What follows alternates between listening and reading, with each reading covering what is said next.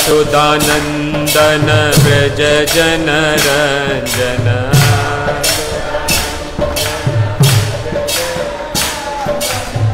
यशोदानंदन व्रज जनरंजन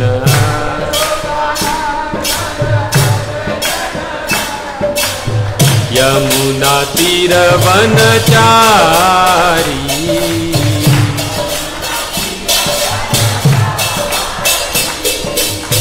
यमुना तीर वनचारी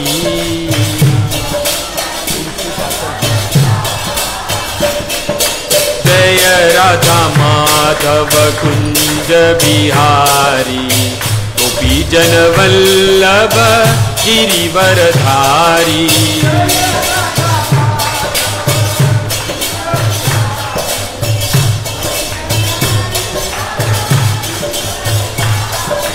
जय राधा माधव कुंज बिहारी गोपी जन वल्लभ गिरिवरधारी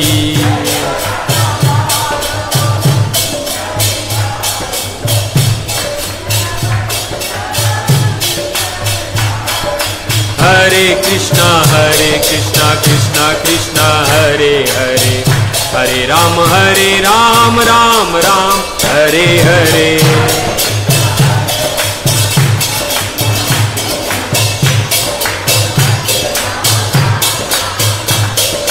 हरे कृष्णा कृष्णा कृष्णा हरे हरे हरे राम राम हरे हरे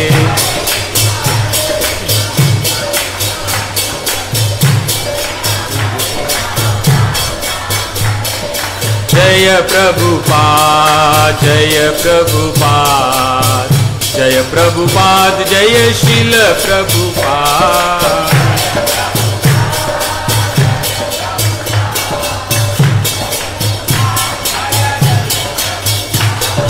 गौर निताय गौर निताय गौर गौर गौर गौर गौर निताय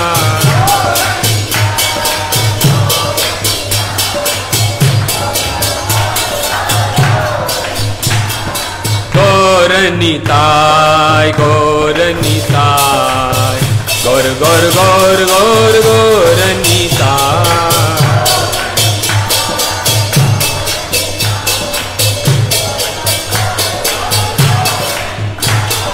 वृंदावन धाम जय जय गौर निताय मायापुर धाम जय जय गौर निताय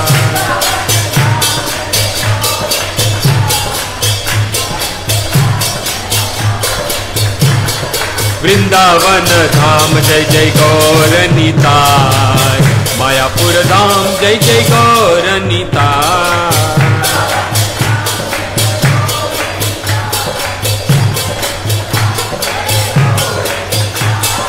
गौर निताय गौर निताय गौर गौर गौर गौर गौर निताय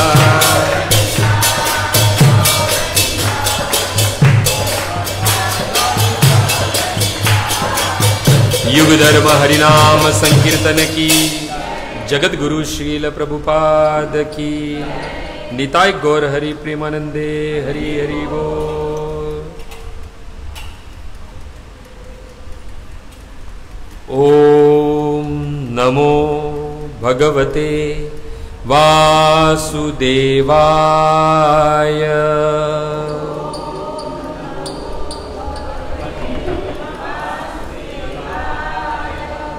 ओम नमो भगवते वासुदेवाय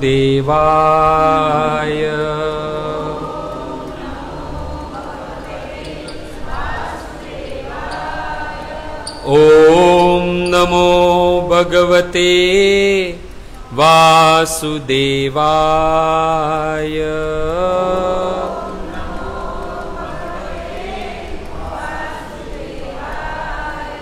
नारायणं नमस्कृत्यं नरं चैव नरोत्तमं देवीं सरस्वतीं व्यासं ततो जयमुदीर्यये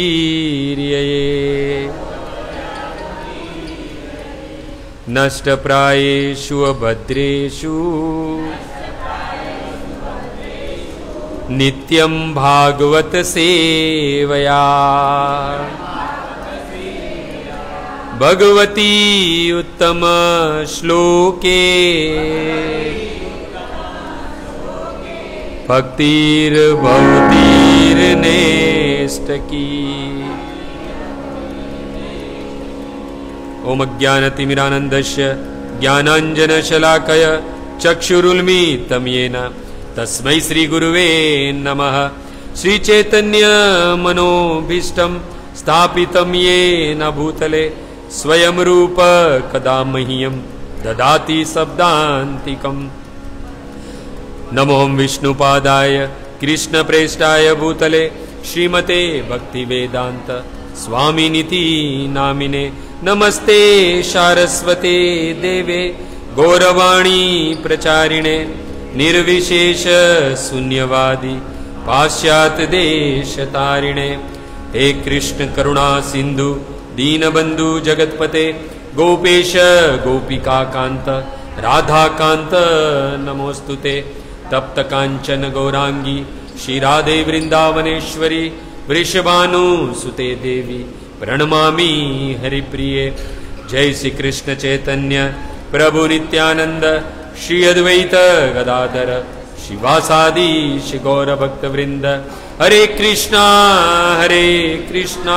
कृष्णा कृष्णा हरे हरे, हरे राम राम राम हरे हरे। हरे कृष्णा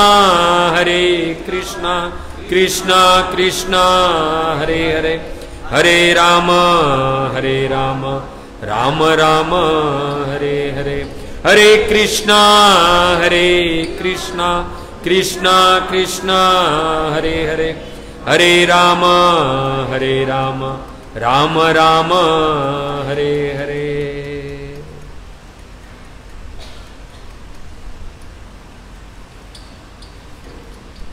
यं ब्रह्मा वरुण रुद्र मरुत स्तुवन्ति दिव्यैस्तवे वेदे साङ्गपदक्रमोपनिषदे गायन्ति यं सामगा। ध्यानावसिस्ततद्गतेन मनसा पश्यन्ति यं योगिनो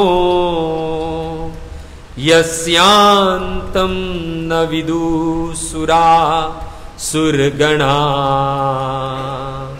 देवाय तस्मै नमः, देवाय तस्मै नमः।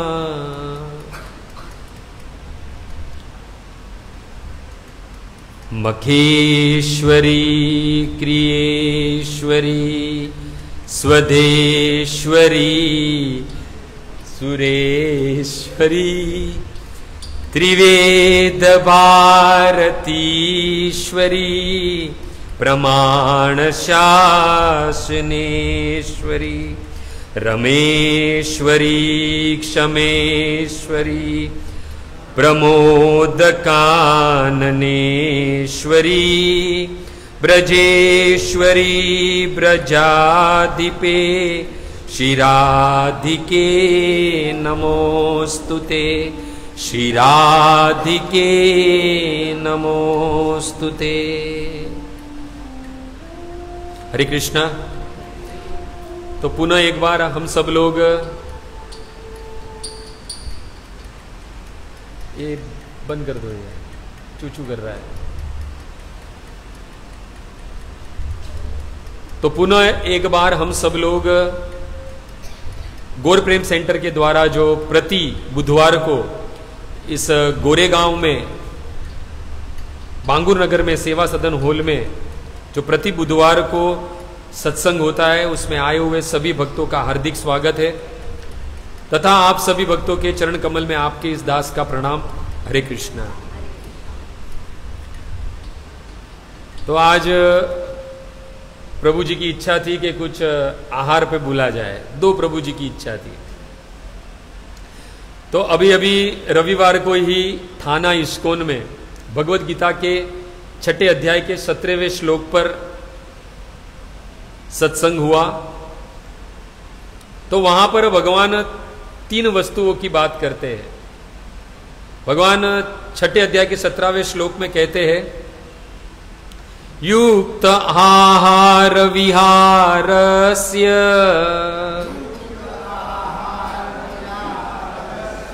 युक्त आहार विहारस्य युक्त चेष्टस्य कर्मसु युक्त स्वप्रावबोधस्य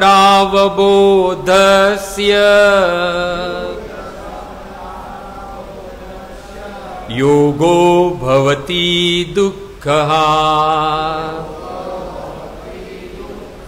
योगो भवति दुःखः।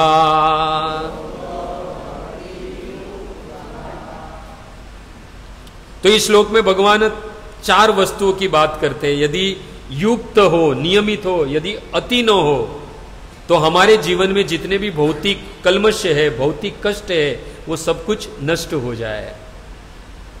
तो 4 बात करते, उसमें से सर्वप्रथम भगवान रखते युक्त आहारस्य, दूसरा है युक्त विहारस्य, तीसरा है युक्त चेष्टस्यु कर्मसु, और चौथा है युक्त स्वप्राव बोधस्य। युक्त आहार से यानी नियमित खाना, अति नहीं करना है। फिर युक्त विहारस्य यानी नियमित भोग विलास, आमोद प्रमोद, ये कैसे भी करके युक्त होने चाहिए। और तीसरा कहा युक्त चेष्टस्य कर्मसु, यानी हमारे जो जीवन निर्वाह के जो कर्म है वो भी अति नहीं होने चाहिए, नियमित होने चाहिए। और चौथी बात कही युक्त स्वप्राव बोधस्य, यानी नियमित नींद और जागरण। ये 4 वस्तु यदि हम नियमित मात्रा में करें तो हमारे जीवन के जितने भी भौतिक कल्मश है, वो सारे भौतिक कष्ट कल्मश सब कुछ नष्ट हो जाए। तो ये 4 वस्तुओं में से भगवान ने सबसे पहले किसको रखा? युक्त आहारस्य। क्यों उनको पहले रखा? क्योंकि आहार यदि सही होगा, नियमित होगा, युक्त होगा, तो अपने आप ये सारे विहारस्य, चेष्टस्य कर्मसु और युक्त स्वप्राव बोधस्य, ये सब कुछ अपने आप कंट्रोल में आ जाएगा। तो जीवन में बड़ा ही जरूरी है युक्त आहारस्य। अभी युक्त आहारस्य मतलब क्या? क्या रोटी नहीं खाना, ज्यादा तला हुआ नहीं खाना, भात नहीं खाना, आलू नहीं खाना, सब्जी नहीं खाना, ये युक्त आहारस्य है? नहीं। युक्त आहारस्य मतलब सीधा कह दूं तो युक्त आहार मतलब प्रसाद। भगवान कृष्ण को अर्पण हम भोग जो करते हैं और बाद में प्रसाद के रूप में जो ग्रहण करते हैं, उसे कहते हैं युक्त आहारस्य, यानी भगवान को अर्पित किया हुआ भोग, वही युक्त आहारस्य है। हम बाद में प्रसाद के रूप में ले तो, और जैसे ही प्रसाद का बात आती है तो सब लोग के मुंह में पानी आने लगता है। हमारा जो आज का प्लेम्पलेट है जो बना है, उसमें भी बीच में देखा, किसने देखा क्या क्या रखा है? पूरी है, हलवा है, फिर मिठाई है, सब कुछ है ना। प्रसाद का नाम लेते ही मुंह में पानी आने लगता है। कुछ लोग तो कथा सुनने ही आते प्रसाद के लिए, प्रॉब्लम नहीं है उसमें, कोई दोष नहीं है, क्योंकि युक्त आहारस्य ही भगवान का प्रसाद है, तो वो तो करना ही है, लेना ही है। परंतु वो कैसा होना चाहिए? नियमित, युक्त होना चाहिए। आहार युक्त, प्रसाद भी युक्त होना चाहिए, नियमित होना चाहिए। आप देखो ज्यादातर इस्कॉन में कोई भक्त नया नया आता है तो एकदम सुकड़ा रहता है, पर धीरे धीरे 1-2 साल में कैसा हो जाता है आप सब लोग जानते हैं, बोलने की जरूरत नहीं है। तो हमारे जीवन में युक्त आहार बड़ा जरूरी है। और हम सब लोग प्रेयर्स, जब हम लोग भगवान का प्रसाद लेते हैं तो हम लोग प्रेयर्स गाते हैं, तो उसमें सबसे पहले क्या कहते हैं? महाप्रसादे गोविंदे नाम ब्राह्मणे वैष्णवे स्वल्प पुण्यवितम राजन विश्वास नेव जायते। वास्तविक ये जो श्लोक है वो नारद मुनि युधिष्ठिर महाराज से कहते हैं। नारद मुनि युधिष्ठिर महाराज से कहते हैं संसार में जिसके पुण्य अल्प है, जिनके पुण्य का उदय नहीं हुआ है, या उनके जीवन में ज्यादा पुण्य नहीं है, अल्प पुण्य है, कम मात्रा में पुण्य है, उनको ये 5 वस्तुओं पे जल्दी विश्वास नहीं होगा। विश्वास नेव जायते। किस पर? तो सबसे पहले है महाप्रसाद है। देखो इसमें भी महाप्रसाद पहले आया है। महाप्रसाद है, फिर गोविंद है, नाम, ब्राह्मण और वैष्णव। ये 5 वस्तुओं पे यदि हमें विश्वास नहीं होता तो समझ लेना चाहिए कि हमारे पुण्य जो है वो हमारे जीवन में अल्प है, यानी कम है, ज्यादा नहीं है। और यदि ये 5 वस्तुओं पर विश्वास हो जाए तो समझ लेना कि हमारे जीवन में पुण्य जो है वो बड़ी मात्रा में है। इसलिए यहां पर नारद मुनि युधिष्ठिर महाराज से कहते हैं कि स्वल्प पुण्यवितम राजन विश्वास नेव जायते। अल्प पुण्य होने के कारण ये 5 वस्तुओं पर विश्वास नहीं होता है। और बाद में हम महाप्रसाद शुरू करते हैं गाना। अभी तक महाप्रसाद शुरू नहीं हुआ, लेना। उसके बाद हम क्या गाते हैं? शरीर विद्या जाल। वास्तविक देखा जाए तो ये शरीर जो है वो अविद्या का जाल है। अविद्या क्या है? अपने आप को शरीर समझना, ये अविद्या। और विद्या क्या है? ज्ञान क्या है? कि हम शरीर नहीं, हम आत्मा है। प्रभुपाद जी हमेशा अपने लेक्चर में ये बात बताते रहते थे कि we are not a body, we are soul. तो शरीर अविद्या जाल है, शरीर है वो विद्या, वो अविद्या का जाल है। बाद में क्या है? जड़ेंद्रिय ताहे काल है। जितनी भी इंद्रियां है वो सारी इंद्रियां हमें लेकर कहां जाती है? काल यानी मृत्यु की ओर लेकर जाती है। और बाद में क्या कहते हैं? जीवे फैले विषय सागर है।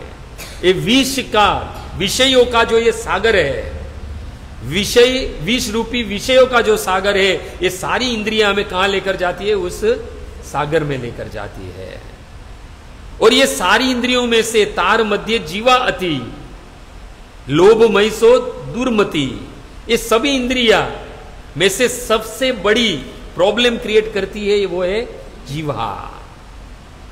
और ये जीवा ही है जो बड़ी ही दुर्मति, उसको कंट्रोल करना बड़ा ही कमजोर है, बड़ा ही दुष्कर है। इसको जल्दी हम उस पर कंट्रोल नहीं कर सकते हैं।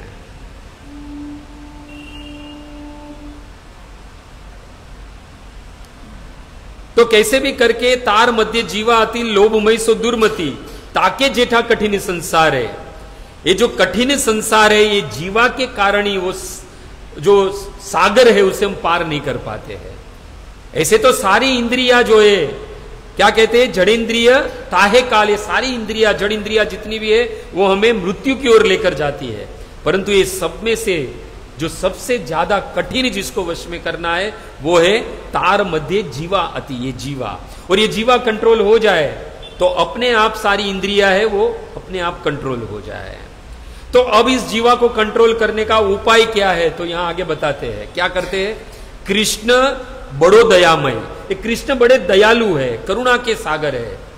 जानते हैं ये जीव जीवा के वश, ये अपनी इंद्रियों को वश में नहीं कर पाएंगे और ये इंद्रियां उन्हें काल की ओर लेकर जाएगी। तो कृष्ण को दया आई तो कृष्ण ने क्या दिया हमें? कि कृष्ण बड़ो दयामय करी बारे जीवा जय। एक तो जीवा से किसकी जय बोलनी है? कृष्ण की। और दूसरा क्या है? स्वप्रसाद अन्न दिलो भाई। उनको क्या देना है? कृष्ण का प्रसाद देना है। जीवा का 2 कार्य है, बोलना और खाना, उसके अलावा वो कुछ नहीं करती है। अगर गलत बोलोगे तो भी दुखों के सागर में फंसोगे, गलत खाओगे तो भी दुखों के भौतिक कष्ट में आएगे, है ना। तो कैसे भी करके करना क्या है? तो कहते हैं कृष्ण बड़ो दयामय, कृष्ण बड़े दयालु है। उन्होंने क्या दिया है? जीवा को जय बोलने के लिए उनका नाम दिया, और दूसरा उस जीवा को क्या दिया? कृष्ण का प्रसाद दिया। तब जाके ये जीवा है वो क्या हो जाएगी? कंट्रोल हो जाएगी। स्व प्रसाद अन्न दिलो भाय से अन्नामृत पाओ। ये वास्तविक अमृत है जो ये कृष्ण का प्रसाद हम लेते हैं वो। और प्रसाद लेकर करना क्या? इस अमृत को ग्रहण करके राधा कृष्ण गुण गाओ। जितना हो सके उतने राधा और कृष्ण का गुण गाते रहो। ये जीवा का वास्तविक मां सरस्वती की कृपा है जो हम कुछ बोल पा रहे हैं। तो ये जीवा का सदुपयोग है भगवान के गुणानुवाद में लगाना। इसलिए कहते हैं राधा कृष्ण गुण गाओ। ये जीवा के मुख से राधा और कृष्ण के गुण निकलने चाहिए।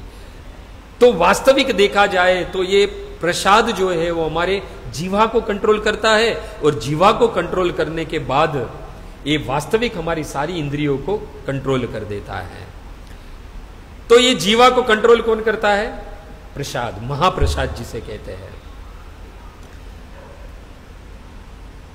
स्कंद पुराण में वैष्णव खंड में पुरुषोत्तम क्षेत्र की महिमा गाई गई। पुरुषोत्तम क्षेत्र कौन सा है? जगन्नाथपुरी। जगन्नाथपुरी की महिमा गाई गई स्कंद पुराण में वैष्णव खंड में। तो जैमिनी ऋषि है वो सोनकादिकों से कहते हैं कि इस संसार में समस्त पापों को नाश करने वाला कौन है? तो कहते हैं मां गंगा है। समस्त पापों को वो नाश कर देती है। त्रिलोक को पावन करने वाली मां गंगा है। क्यों? क्योंकि भगवान के चरणों से निकली हुई है। तो वहां पर जैमिनी ऋषि सोनकादिक से कहते हैं कि कृष्ण निवेद्य अन्नम गंगा वारी समम। जैसे कि कृष्ण के चरणों में से निकली हुई गंगा हमारे सारे पापों को नष्ट कर देती है, उसी प्रकार कृष्ण का जो निवेद्य है यानी प्रसाद जो है, भोग है जो, वो भी उस गंगा के समान ही है। वो भी हमें पवित्र कर देता है, हमारे सारे पापों को नाश कर देता है। भगवान कृष्ण के निवेद्य की यानी भगवान कृष्ण के प्रसाद की महिमा गाते हुए आगे जैमिनी ऋषि कहते हैं द्वय दृष्टे स्वर्ग आदि संप्राप्ति। ये दोनों के दर्शन हो जाए, मां गंगा के दर्शन हो जाए और महाप्रसाद के दर्शन हो जाए। देखो अभी तक हमने गंगा में डुबकी नहीं लगाई है, अभी तक हमने महाप्रसाद ग्रहण नहीं किया है। क्या कहते हैं? द्वयी दृष्टे, मात्र देखने से दृष्टि हमारी हो जाए मात्र मां गंगा को और भगवान के महाप्रसाद को यदि हम मात्र देख ले तो भी कहते हैं स्वर्ग आदि संप्राप्ति, स्वर्ग जैसे उच्च पद की प्राप्ति हो जाती है। ये हम गा रहे हैं भगवान के महाप्रसाद की महिमा भक्तों। देखो मां गंगा में फिर हम जाके स्नान करें तो क्या होगा? हमारे पापों का नाश होगा। ये मां गंगा में, मां गंगा की पवित्रता है। परंतु जब भगवान कृष्ण का निवेद्य यदि हम ग्रहण करते तो जैमिनी ऋषि कहते हैं मां गंगा में स्नान करने से हमारे पाप धुल जाते हैं, और इस कृष्ण का निवेद्य लेने से क्या होते हैं? मुक्ति कारणम, जो जीव है वो मुक्ति के मार्ग पर चलने लगता है, यानी मोक्ष भक्ति के मार्ग पर चलने लगता है। यदि जीवन में हमें मुक्ति मोक्ष चाहिए या मुक्ति या मोक्ष के मार्ग पर चलना है, या फिर हमें भगवान कृष्ण की भजन भक्ति करनी है, जीवन में भक्ति का उदय करना है, तो भगवान कृष्ण का निवेद्य यानी भगवान कृष्ण को भोग अर्पण किया हुआ प्रसादी हमें खाना चाहिए भक्तों। तो आगे कहते हैं कि इस कलयुग में देखा जाए तो ये कलयुग एक कलह का युग है। यज्ञ करना संभव नहीं है। यदि धन प्रचुर मात्रा में हो और यदि हम चाहे कि हमें यदि यज्ञ करना है तो कोई ब्राह्मण नहीं मिलेगा ऐसा कि जो हमें यज्ञ बराबर कर पाए। क्योंकि ब्राह्मण किसे कहते हैं? ब्रह्म जानाति इति ब्राह्मण, जो ब्रह्म को जानता है वही ब्राह्मण है। और इस संसार में 4 वर्ण है। भगवान कहते हैं चातुर्य वर्ण मया सृष्टम गुण कर्म विभागश। 4 प्रकार के वर्ण है। कौन से है? ब्राह्मण, क्षत्रिय, वैश्य और शूद्र। परंतु इन 4 वर्णों में से भी सर्वश्रेष्ठ वर्ण कौन है? उस 4 वर्ण से भी श्रेष्ठ कौन है? वैष्णव भक्त। क्योंकि ब्राह्मण भी तब तक नहीं ब्राह्मण है जब तक वो भगवान को नहीं जानता है। ब्रह्म जानाति इति ब्राह्मण हो, तब तक ब्राह्मण नहीं है जब तक भगवान को नहीं जान लेता है। और वैष्णव ऑलरेडी भगवान को जान चुका होता है, वो भगवान की भजन भक्ति में लगा हुआ रहता है। एक बार पुष्टि मार्ग के श्रीपाद वल्लभाचार्य, हम सब जानते हैं कि उन्होंने कई बार पृथ्वी का भ्रमण किया, उन्होंने भी। तो एक बार ताम्रपर्णी नदी के तट पर वो विचरण कर रहे थे, वहां पर एक राजा रहते थे। उस राजा को किसी यानी राज्य ज्योतिष जो होता है, उन्होंने कहा कि तुम्हारी अकाल मृत्यु हो जाने वाली है। तो राजा जो है वो रात दिन चिंता में लगने लगा कि मेरी कभी भी मृत्यु हो जाएगी, कभी भी मृत्यु हो जाएगी, तो इसका निवारण क्या है। ज्योतिष को पूछा कि उसका निवारण तो बताओ। तो कहा कि तुम्हारे जैसी एक सुवर्ण की प्रतिमा बनाओ, और वो प्रतिमा किसी ब्राह्मण को यदि तुम दान में दे दोगे तो तुम अकाल मृत्यु से बच जाओगे। अभी जो मरता क्या न करता, तुरंत ही उसने अपने जैसी सुवर्ण की प्रतिमा बनाई और घोषित किया कि कोई भी ब्राह्मण इसे ग्रहण करे तो मैं दान देने के लिए तैयार हूं। अभी बताओ, सुवर्ण की प्रतिमा कौन नहीं लेना चाहेगा। पर उस राज्य में कोई भी ब्राह्मण उस प्रतिमा को लेने के लिए तैयार नहीं था। क्यों? क्योंकि ब्राह्मण जानते थे कि यदि इस प्रतिमा को हम दान के रूप में ग्रहण करेंगे तो ये राजा का जो दोष है अकाल मृत्यु का, वो हमें लग जाएगा। मृत्यु से तो सबको, हाँ भाई, ये सबको प्यारी है अपनी जान। बताओ, सुवर्ण की प्रतिमा मिल रही है फिर भी कोई लेने के लिए तैयार नहीं है। राजा को बड़ा दुख हुआ कि वास्तविक मेरे राज्य में कोई ऐसा ब्राह्मण नहीं है कि जो ये मेरी प्रतिमा ले और मुझे अकाल मृत्यु से मुझे बचा ले।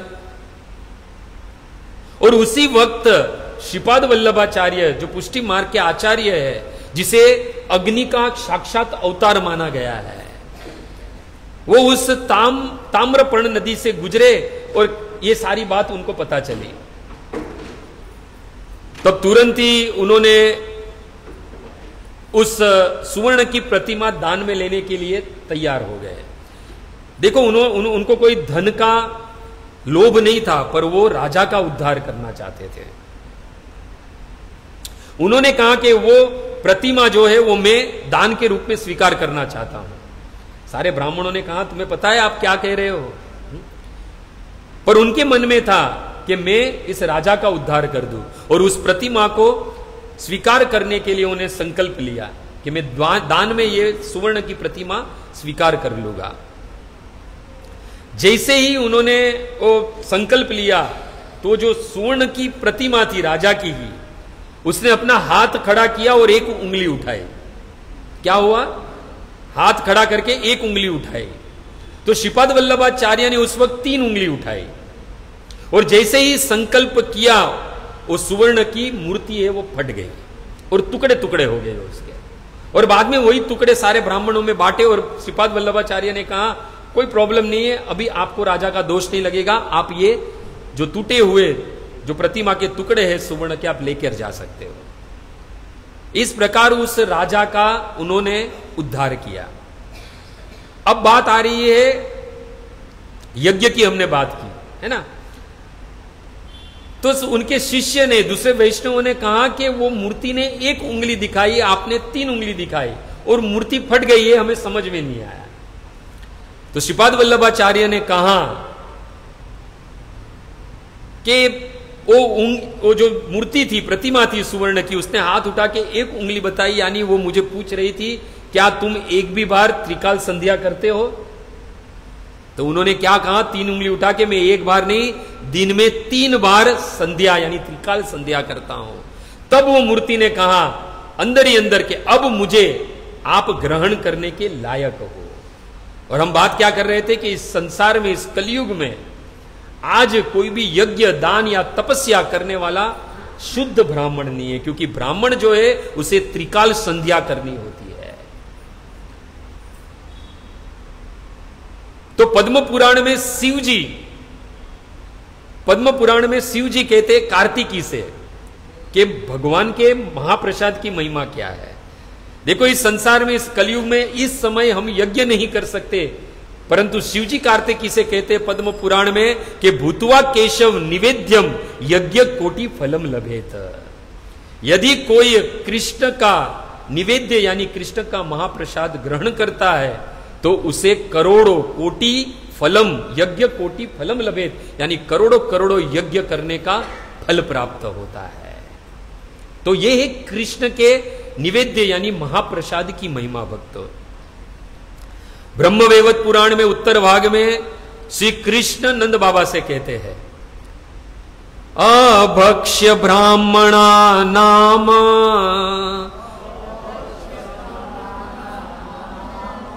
अभक्ष्यम ब्राह्मण नामाच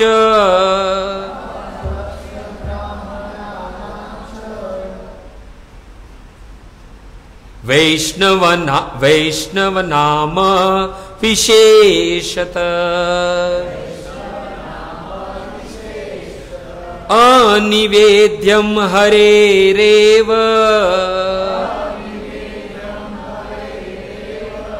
यति नाम ब्रह्मचारिणम।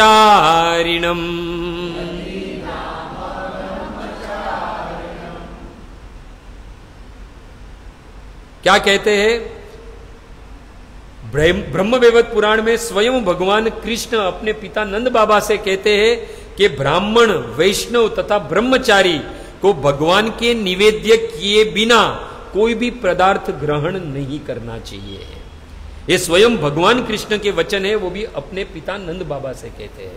ये ब्रह्मवैवर्त पुराण में इसकी उत्तर भाग में ये बात मिलती है। आगे यदि हम इस भगवान के महाप्रसाद की महिमा गाए तो भृगु मुनि युधिष्ठिर महाराज से कहते हैं नरसिंह पुराण में। किसमें कहते हैं? युधिष्ठिर महाराज, भृगु मुनि युधिष्ठिर महाराज को कहते हैं नरसिंह पुराण में। ब्रह्म आदय सुरा सर्वे ब्रह्म आदय सुरा सर्वे विष्णुम आराध्यते पुरा स्वं स्वं पदम अनुप्राप्ता केशवस्य प्रसादत। नरसिंह पुराण में भृगु मुनि युधिष्ठिर महाराज से कहते हैं ये ब्रह्मा आदि ये जितने भी सभी देवी देवता है उसने पूर्व काल में भगवान विष्णु की आराधना की थी। विष्णुम आराध्य ते पुरा, ये जितने भी ब्रह्मा आदि सुरा यानी ब्रह्मा जी और ये जितने भी देवी देवता है उन्होंने पूर्व काल में किसकी आराधना की थी? विष्णु, भगवान विष्णु की आराधना की थी। और उनके उच्चिष्ट यानी उनके प्रसादत भगवान का महाप्रसाद इन्होंने ग्रहण किया था, जिसके कारण उन्होंने अपने अपने उच्च लोक की प्राप्ति की। यानी कहने का मतलब है कि ब्रह्मा ने भी अगर ब्रह्म पद को प्राप्त किया है, सत्य लोक को प्राप्त किया है, तो उसके पीछे का कारण है कि उन्होंने भी भगवान का प्रसाद ग्रहण किया है। चाहे देवी देवता हो जिन्होंने उच्च पद प्राप्त किया है, पर उनके पीछे का कारण यदि देखा जाए तो ये भगवान का प्रसाद ही है। यदि हमें भी यदि देवताओं जैसा उच्च पद प्राप्त करना है तो हमें भी भगवान का निवेद्य ग्रहण करना होगा, भगवान का प्रसाद ग्रहण करना होगा। भक्तों, भागवत के 10वें स्कंद में चले तो बड़ी ही प्रसिद्ध कथा आती है। 10वें स्कंद के 81वें अध्याय में, 81वें अध्याय में किसकी कथा आती है? वो कथा आती है सुदामा की। हम सब जानते हैं वो कथा से, बड़े परिचित हैं हम सब जानते हैं। सुदामा भगवान कृष्ण को मिलने के लिए द्वारिका आते हैं और बाद में द्वारिका आते हैं तो देखते हैं कि भगवान के लिए अपने साथ में कुछ देने के लिए हम सब जानते हैं तांदूल लेकर आते हैं, कहीं पे पौवा है, जो भी है। परंतु जब भगवान का ऐश्वर्य देखते हैं, उस द्वारिका का ऐश्वर्य देखते हैं, तब थोड़ी मन में हिचकिचाहट होती है कि मैं मेरे मित्र कृष्ण के लिए कुछ लेकर आया हूं, पर ये तो कितने ऐश्वर्य में रह रहे हैं, इनको कहां मैं तांदुल दूं जो 56 भोग रोज आरोगते हैं। तो भगवान ने देखा कि सुदामा कुछ छुपा रहे थे। अभी तो हम सर्वभूतेषु, सबके हृदय में रहने वाले भगवान तुरंत समझ गए कि सुदामा मेरे लिए कुछ लेकर आए हैं। तो भगवान ने कहा कि हे ब्राह्मण, किम उपायनम आनीतम ब्रह्मन में भक्त्वा गृहात। हे ब्राह्मण, तुम घर से मेरे लिए क्या लेकर आए हो जो ये छुपा रहे हो? भगवान तुरंत समझ गए। देखो इस श्लोक में भगवान स्पष्ट करते हैं। ये श्लोक कौन सा है? 10वें स्कंद का 81वें अध्याय का 3रा श्लोक। इस श्लोक में भगवान स्पष्ट कर देते हैं कि मैं केवल एक और एक मात्र मेरे भक्तों के द्वारा दी गई हुई, चढ़ाई गई हुई भेंटी ग्रहण करता हूं। अभक्तों से कुछ भी भगवान ग्रहण नहीं करते हैं। यहां पर एकदम स्पष्ट कह देते हैं। भगवान कहते हैं अणु अपि उपाहतम भक्ते प्रेमणा भूयेव में भवते। मेरे भक्त के द्वारा छोटी से छोटी यानी अणु यानी छोटी से छोटी भी यदि कोई चीज मुझे भेंट करता है तो मैं उसे बहुत बड़ी समझता हूं। किंतु भूरी अपि अभक्त उपहतम न में तोषाय कल्पते। भगवान कहते हैं कि जब अभक्तों के द्वारा बड़ी से बड़ी चीज दी जाए तो भी भगवान कहते हैं कि न में तोषाय कल्पते, मैं कभी भी उससे संतुष्ट नहीं होता हूं। याद रखना, भगवान को धन ऐश्वर्य ये सब कुछ नहीं चाहिए। यहां पर भगवान ने स्पष्ट कह दिया कि जो मेरी भजन भक्ति नहीं करता है उसके हाथ का मैं कुछ भी ग्रहण नहीं करता हूं। हम सब जानते हैं यही भगवान कृष्ण अखिल ब्रह्मांड के नायक, इस जगत के एकमात्र जगन्नाथ, जब दुर्योधन के यहां शांति दूत बनकर गए थे तब उन्होंने उनके यहां का पानी तक ग्रहण नहीं किया था। पानी तक ग्रहण नहीं किया था। हम सब जानते हैं कि 56 भोग भगवान के लिए तैयार किए गए थे दुर्योधन के द्वारा, पर भगवान ने वो सारे 56 भोग को त्याग दिया, देखा तक नहीं। क्यों? क्योंकि दुर्योधन उसका भक्त नहीं था, उनका भक्त नहीं था, कृष्ण की भक्ति नहीं करता था। और गए कहां पर भगवान? वो विदुर के यहां सूखी सब्जी, तांदड़ यानी सब्जी अपना में कहे छे, वो भगवान ने ग्रहण कर ली। इसलिए तो संतों ने कहा ना कि दुर्योधन को मेवा त्यागी, साख विदुर घर खाई, सबसे ऊंची प्रेम सगाई। यही वास्तविक भगवान कृष्ण का प्रेम है भक्तों। हम सब जानते हैं जब विदुरानी जब देखती है भगवान को तो भगवान को देखते ही मोहित हो जाती है और भगवान को केले का दल खिलाने की जगह पर छिलके खिलवाने लगे। अगर इसकी जगह पर यदि कोई अन्य देवी देवताओं की आप भजन भक्ति करो और बाद में दल निकालकर छिलके खिलाओ, पता चलेगा आपको क्या होगा। अरे छोड़ो, अपने पति अपने बच्चे को यदि खिलाओ दल निकालकर केले का छिलका, क्या होगा? एक थप्पड़ पड़ेगी। पर वहां मेरे कृष्ण ने उस विदुरानी का भाव देखा। ये नहीं देखा मुझे क्या खिला रही है, भाव देखा, भक्ति देखा। भगवान ने उस केले के छिलके ग्रहण कर लिए। और जब विदुर जी आए तो देखे कि केले के दल नीचे पड़े और विदुरानी छिलके खिला रही है। तुरंत ही गुस्से हो गए कि क्या कर रही हो? भगवान घर पे आए, भगवान को तुम क्या केले का दल खिलाना चाहिए तो तुम छिलके खिला रही हो। और कृष्ण को कहा क्या प्रभु आप भी खाए जा रहे हो। तब भगवान ने कहा वो केले के दल से भी ज्यादा ये केले के जो छिलके हैं वो मुझे स्वादिष्ट लगे।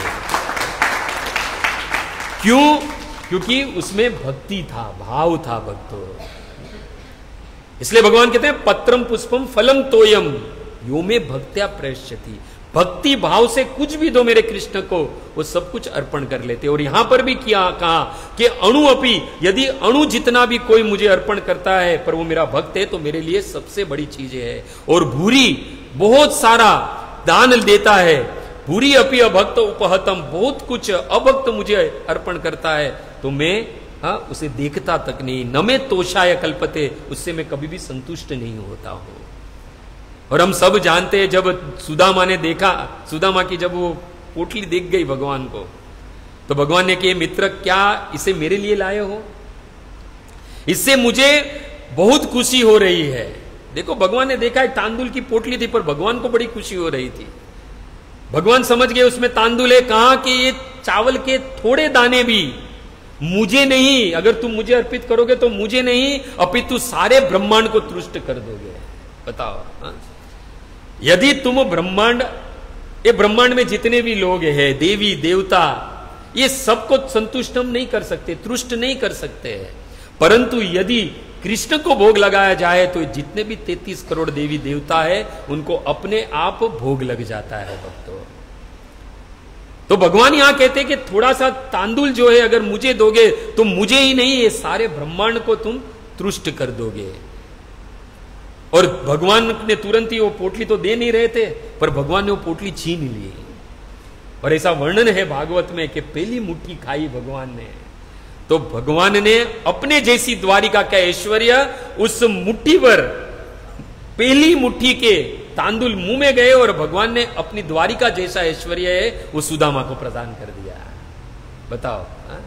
और जैसे ही दूसरी मुट्ठी खाने गए तुरंत ही रुक्मणी जी ने उनका हाथ रोक लिया, क्योंकि जानते थे अगर भगवान दूसरी मुट्ठी भी खा लेते तो ये हम सबको दान में दे देते।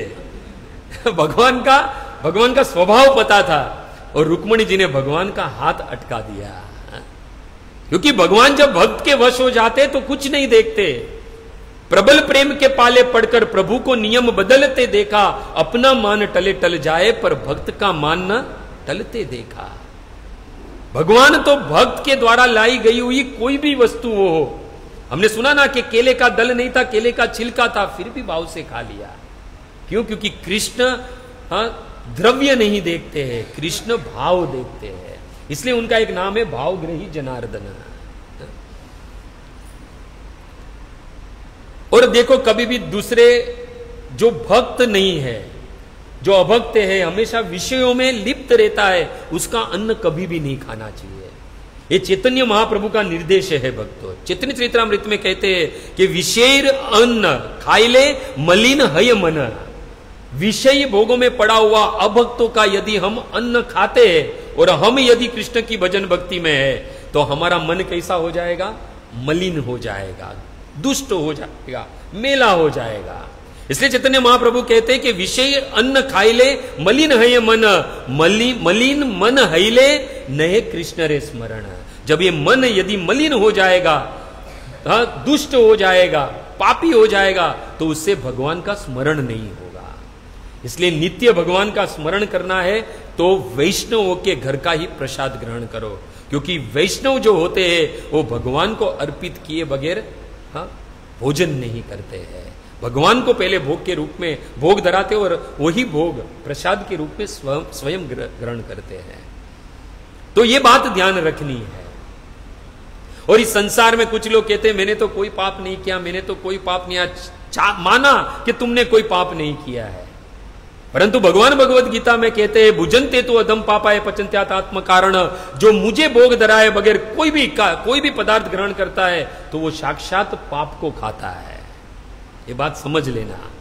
अगर अपने आप को बहुत ये समझते हो भगवान को अर्पण किए बगैर, मेरे कृष्ण को अर्पण किए बगैर यदि तुम कुछ भी ग्रहण करते हो तो समझ लेना साक्षात पाप को खा ही रहे हो। बाद में अन्य पाप करो या ना करो ये दूसरी बात है। और ये बता दूं, कृष्ण का जो प्रसाद ग्रहण करता है, हमने सुना कि सारे पाप है वो नष्ट हो जाते हैं, पाप करने की वृत्ति भी नष्ट हो जाती है, यानी उसके जीवन में पाप बंद हो जाते हैं होना। इसलिए अभक्त के घर का कभी खाना नहीं है। और जो लोग भगवान को भोग धराए बगैर खाते हैं वो सब लोग साक्षात पाप को ग्रहण करते हैं। इसलिए हरिभक्ति विलास में कहा है कि बलि विभीषणो भीष्म कपिलो नारदो अर्जुन प्रहलाद अम्बरीश च वसु वायुसुत शिव विश्वक्सेनो उद्धव अक्रूर सनकादिक सुखदायक, ये सब लोग क्या करते हैं? श्री कृष्ण से प्रसादो अयम सर्वे गृहंतु वैष्णवा। ये जितने भी वैष्णव है वो सब भगवान कृष्ण का उच्चिष्ट यानी जो प्रसाद है, महाप्रसाद है, उसको ही ग्रहण करते हैं। इसलिए इसमें दुर्योधन की कैटेगरी नहीं आई है, देता हो। इसलिए भगवान ने उस दुर्योधन के घर का अन्न ग्रहण नहीं किया और अपने आचरण से बता रहे हैं कि जो अभक्त है उसके घर का कभी भी भोजन नहीं करना चाहिए। और जब हम भाल में तिलक, गले में कंठी, हाथ में माला, मुख पर कृष्ण का नाम हो तो समझ लेना चाहिए हम वैष्णव है, हमें एक और एकमात्र कृष्ण को अर्पित किया हुआ ही प्रसाद यानी भोग है वो हमें ग्रहण करना चाहिए। ब्रह्मा जी नारद जी से कहते हैं पद्म पुराण के प्रथम भाग के सृष्टि खंड में कि प्रसाद जो है वो कैसे लेनी चाहिए जिससे हमारी आयु 100 वर्ष की हो जाए। तुम्हारी आयु 100 वर्ष नहीं करवी है। जिनको भी अपनी आयु 100 साल तक लेकर जानी है तो वहां पर ब्रह्मा जी नारद जी से कहते हैं पद्म पुराण में क्या कहते हैं, हस्तपादे मुखे च एव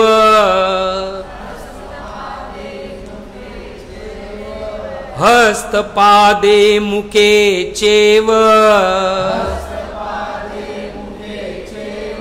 पंचाद्रो प्रसादम चरेत्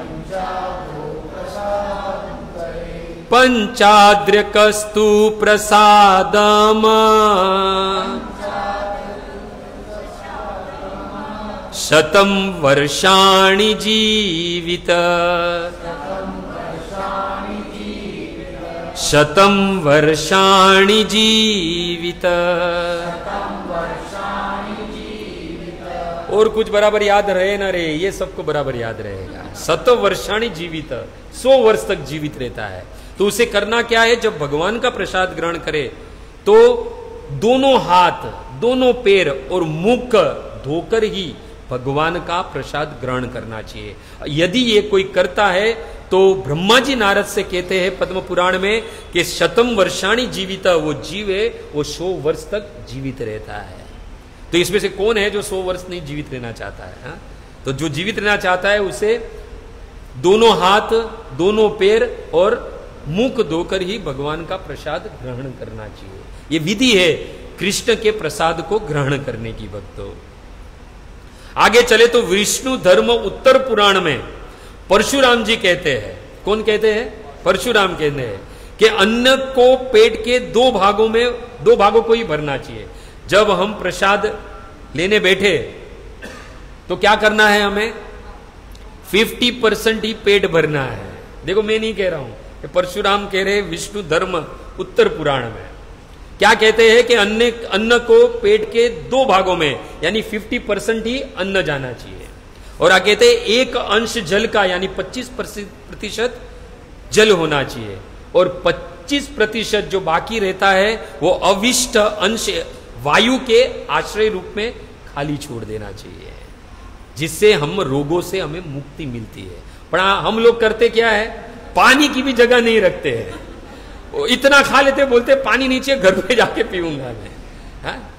पर वास्तविक देखा जाए तो प्रसाद कैसे ग्रहण करना है, 50%, 25% पानी और 25% उसे खाली छोड़ना है, जिससे वायु अवर जवर कर सके।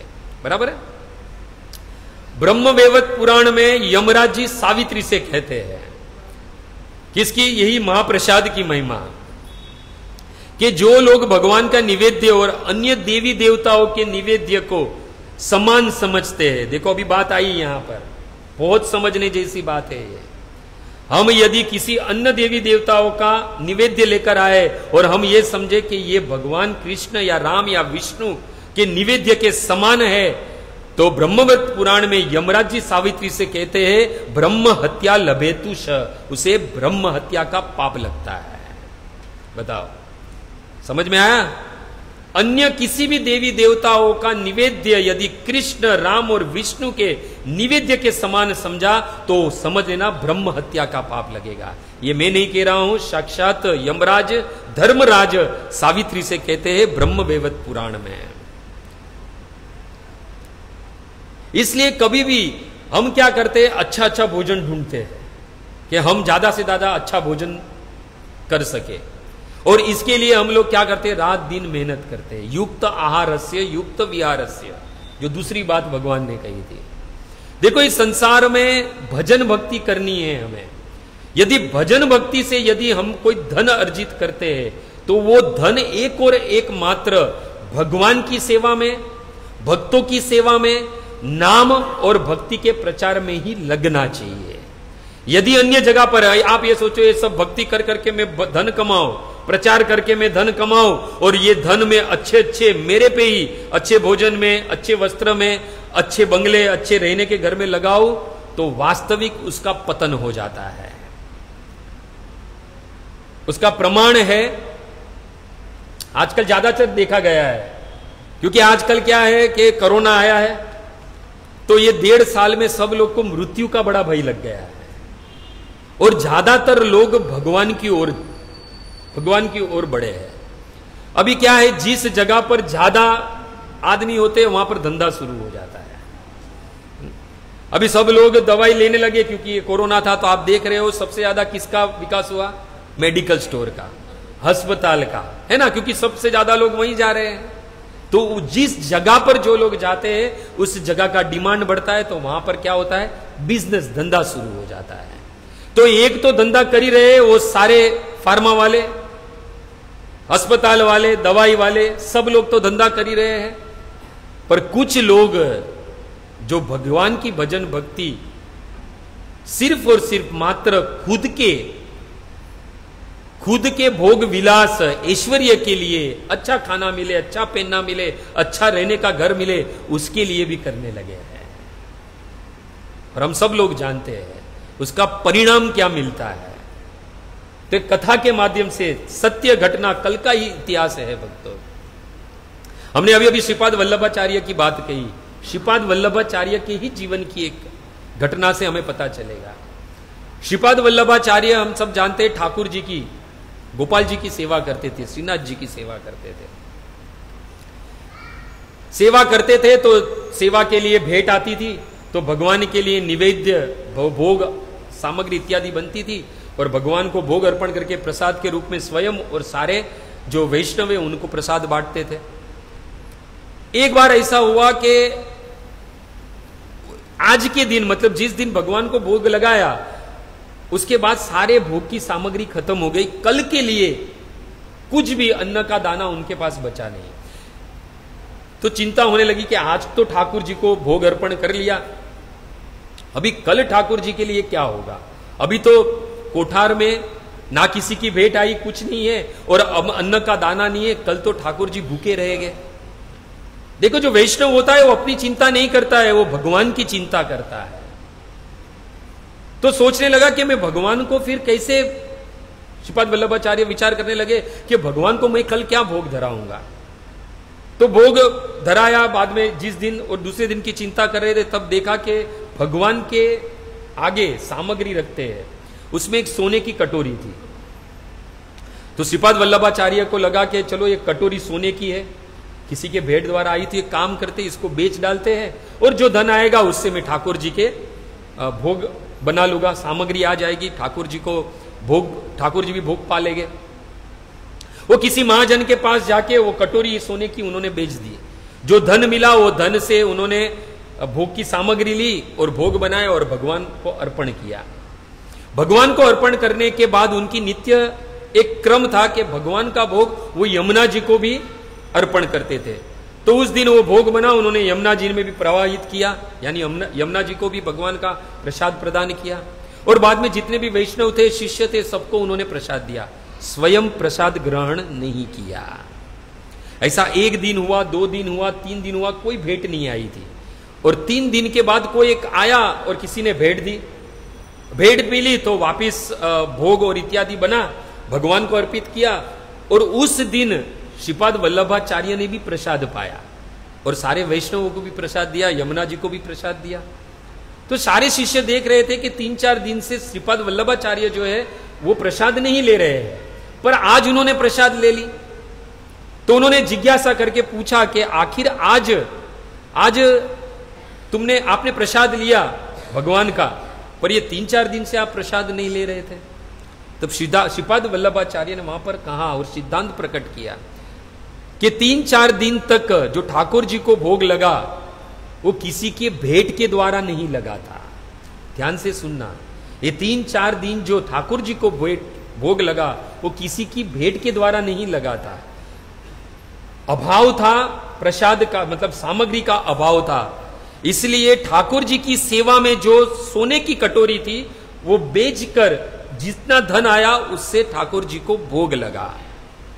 और वैष्णव ने कहा तो भोग लगा तो आपको भी पा लेना चाहिए था, जैसे हमको सबको दिया तो आप भी पा लेते।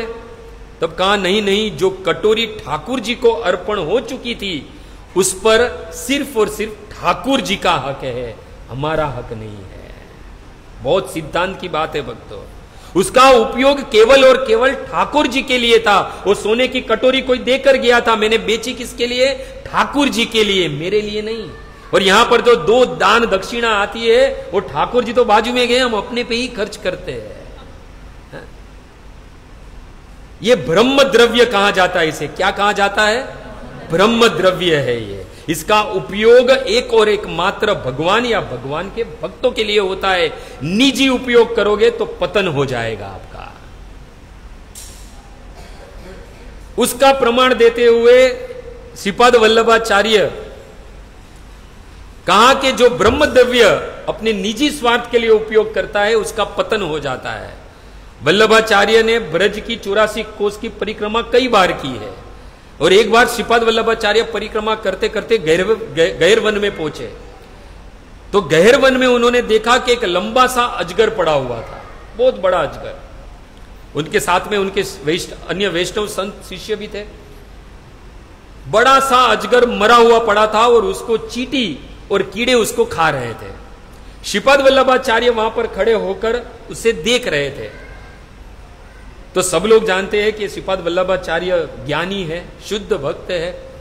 तो सारे संत और वैष्णव उनके शिष्यों ने पूछा कि आखिर ये अजगर यहां मरा पड़ा हुआ है, ये कौन है? तब श्रीपाद वल्लभाचार्य ने कहा कि ये पूर्व जन्म में धनी मानी गुरु थे। क्या थे? धनी मानी, यानी धनी और मान वाले गुरु थे। धनी मानी गुरु थे ये। तो कहा ये जो चींटियां और कीड़े जो खा रहे हैं वो उनके शिष्य है। ध्यान से समझना, ये सारी कथा जो हो रही है वो ब्रह्म द्रव्य का उपयोग यदि निज स्वार्थ के लिए किया तो क्या परिणाम होगा। कहा कि ये जो अजगर पड़ा है पूर्व काल में, पूर्व जन्म में ये कौन था? एक धनी मानी गुरु था, जिनके बहुत सारे शिष्य थे। बहुत सारे शिष्य थे और जो भी उनको भेंट आती थी वो सारी अपने निज उपयोग में लगाई। इसके लिए अजगर बनना पड़ा इनको। देखो पतन क्या हुआ, अजगर बनना पड़ा। और उनके आश्रय में जितने शिष्य थे वो क्या बन गए? चींटी और कीड़े बन गए। समझना मैं जो बोल रहा हूं वो, ऐसे गुरु के आश्रय में रहो तो गुरु का तो पतन होगा ही होगा, शिष्य का भी पतन हो जाएगा। कहा कि ये गुरु है और ये जितनी भी चींटियां और कीड़े हैं जो उसके मांस और उसका रक्त पी रहे, ये सब इनके शिष्य है। इसलिए कभी भी ध्यान रखना है, पतन कहां तक जा सकता है देख लीजिए। ये साक्षात सत्य घटना है भक्तों।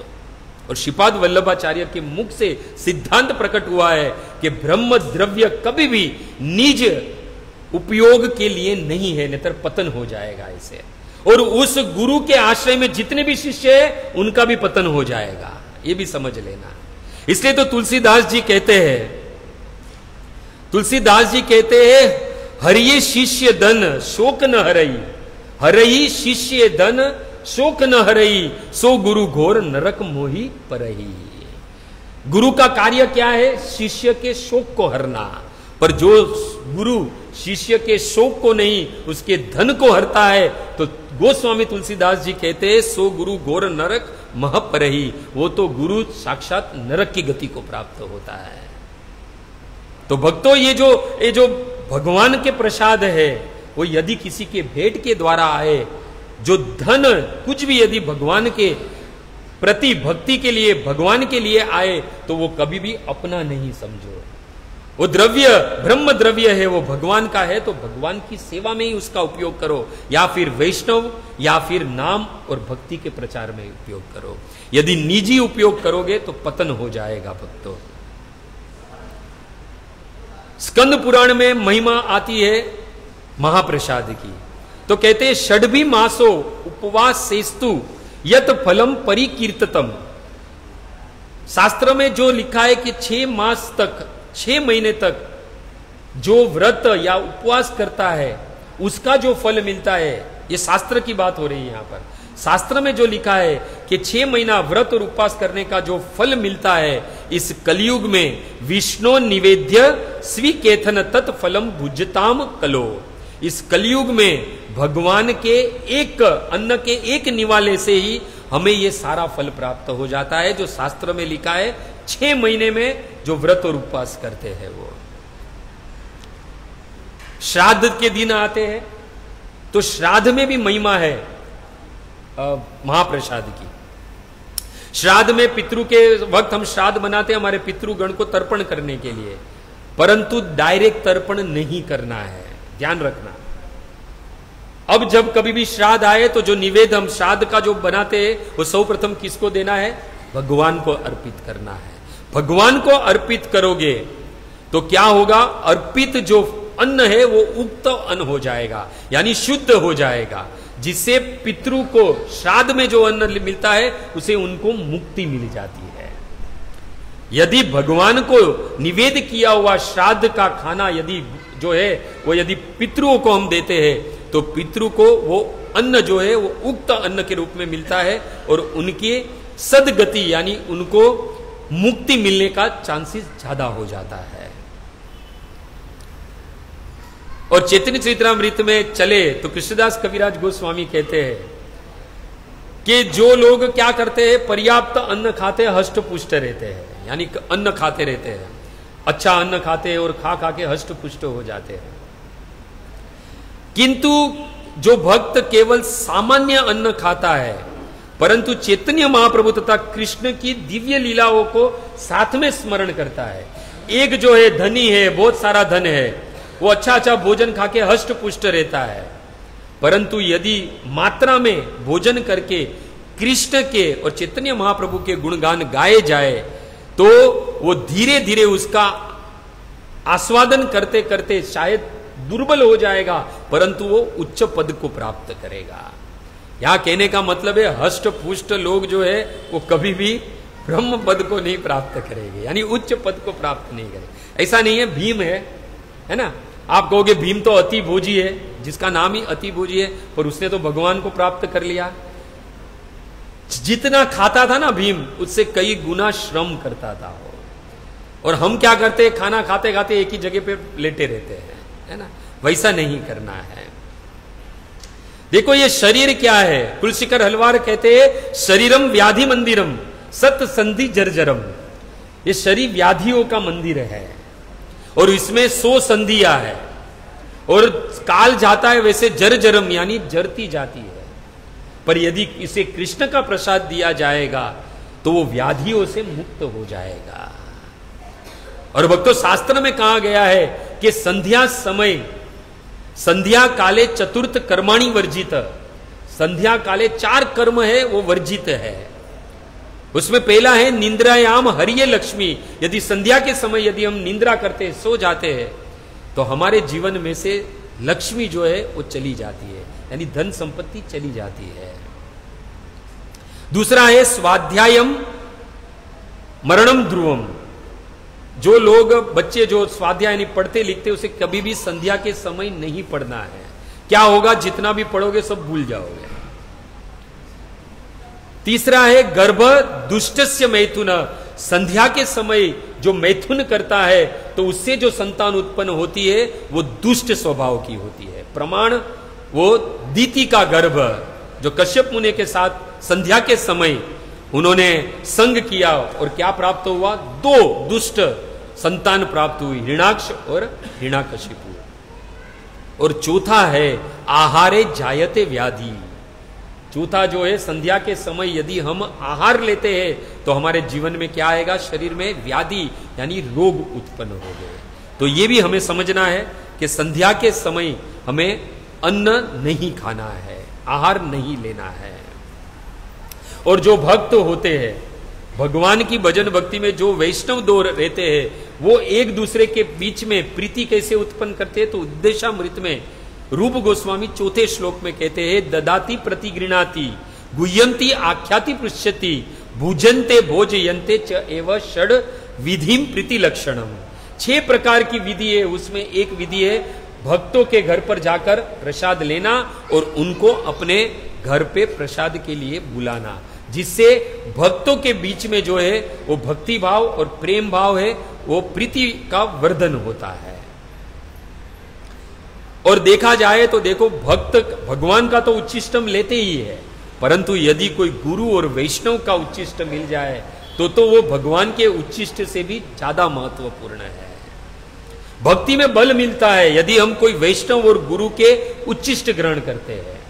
देखो, भगवान के प्रसाद की तो महिमा है ही, महाप्रसाद की, भगवान के उच्चिष्ट नैवेद्य की तो महिमा है ही, पर उससे भी ज्यादा महिमा यदि कोई गुरु और संत का उच्चिष्ट ले ले तो कुछ लोग क्या करते हैं, ये बात तो जान ली भक्ति में आने के बाद, तो क्या करते हैं, गुरु महाराज जो होते हैं उनकी जो थाली, उनका उच्चिष्ट जो बचता है तुरंत ले लेते हैं और खा लेते हैं। परंतु नारद मुनि कहते हैं भागवत में कि उच्चिष्ट लेपानो अनुमोदित द्विजे। कभी भी अगर कोई वैष्णव का, गुरु का उच्चिष्ट चाहिए तो बिना आज्ञा उसे नहीं लेना है।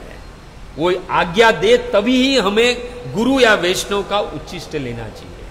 हम लोग क्या करते हैं, गुरु छोड़कर चले जाते हैं, कुछ भी तो तुरंत ले लेते हैं, पर पूछना चाहिए। ये नारद मुनि कहते हैं, किसे कहते हैं, वेद व्यास जी से कहते हैं कि उच्चिष्ट लेपानो अनुमोदित द्विज। कैसे भी करके कोई वैष्णव का जब उच्चिष्ट ग्रहण करते हैं तो उसे अनुमति लेनी चाहिए। और चैतन्य चरित्रामृत में कृष्णदास कविराज गोस्वामी कहते हैं कि 3 बल है भक्ति में। भक्ति करने के 3 बल है। सबसे पहले भक्त पद धूली, यानी भक्त के चरण की धूली।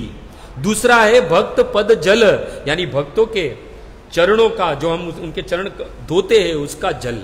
और तीसरा है भक्त मुक्त अवशेष, यानी किसी भक्त का उच्चिष्ट जो है वो हमें भक्ति में बल प्रदान करता है। तो जो भी हम आहार करें उसका एक ही उद्देश्य होना चाहिए कि हमारी रतिमति जो है वो कृष्ण में लगे, हमारे सारे पाप है वो नष्ट हो जाए, हम जो है वो मुक्ति के पथ पर, मुक्ति के मार्ग पर हम लोग अग्रसर हो। तो ऐसा ही आहार करना चाहिए और वही युक्त आहार होना चाहिए। वो आहार और कुछ नहीं, मेरे कृष्ण का प्रसाद है, मेरे कृष्ण का उच्चिष्ट है भक्तों। एक बात अंतिम, प्रभुपाद जी थे, प्रभुपाद जी ने एक लड्डू बनाया था कोकोनट का, जिसे सिंपली वंडरफुल कहते थे इस्कॉन में। सब लोग जैसे ही उन लोग ने उधर बेचना शुरू किया तो सब लोग लेकर जाने लगे, बहुत डिमांड में आने लगा।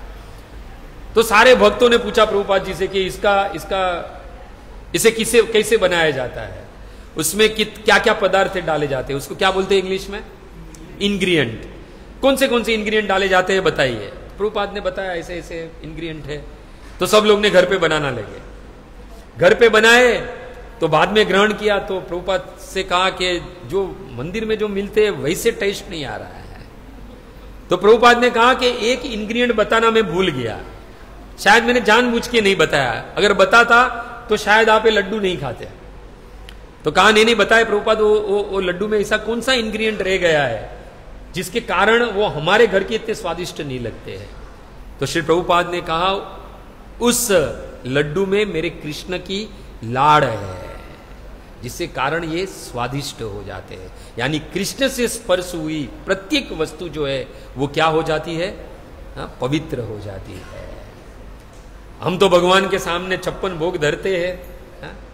मैंने अभी थाना में लेक्चर हुआ था, वहां पे भी कहा, हम सब ने श्रवण किया कि भगवान को जब हम भोग धराते हैं तो वो भोग भगवान को जो प्रिय है वो धराना है। हम क्या करते हैं, अच्छे अच्छे भोजन भगवान को रखते हैं और बाद में फोटो क्लिक करते हैं और बाद में व्हाट्सएप सब पे डालते हैं कि आज भगवान को हमने ये धराया, है ना। पहले तो ये चीज करनी नहीं है, क्योंकि भगवान को जब हम भोग अर्पण करते हैं तो मंदिर में भी देखते पर्दा होता है, एक मर्यादा है वो।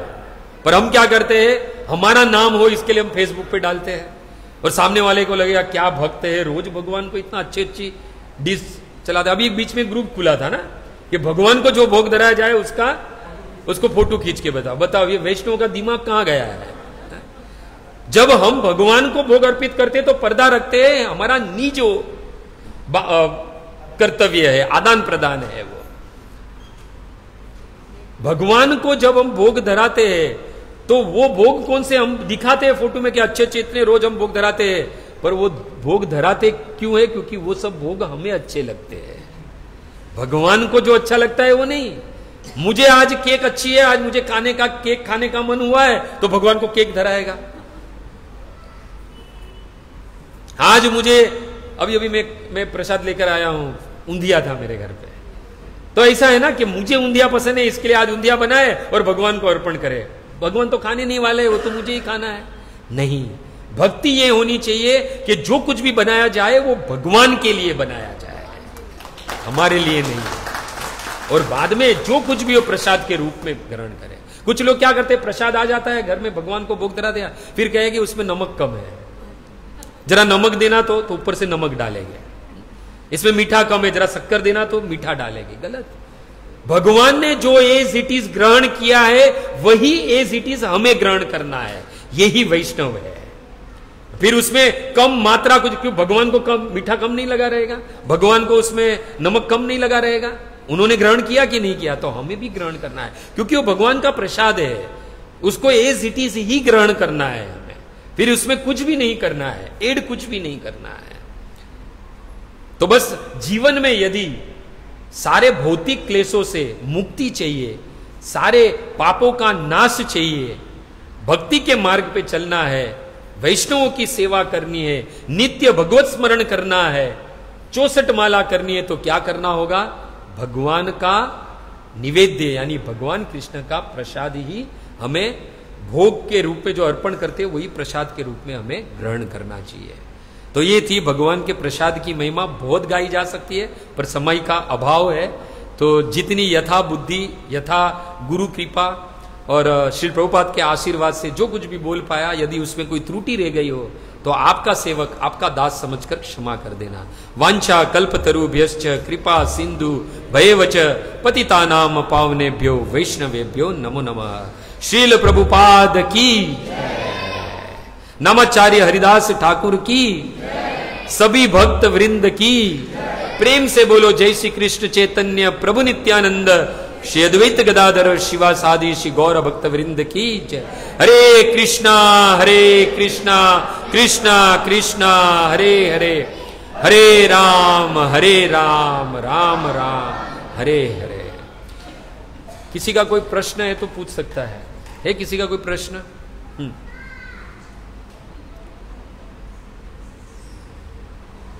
हरे कृष्णा। तो मुझे पूछना था, जैसा हम लोग शादी में जाते हैं या फिर बर्थडे पार्टी होता है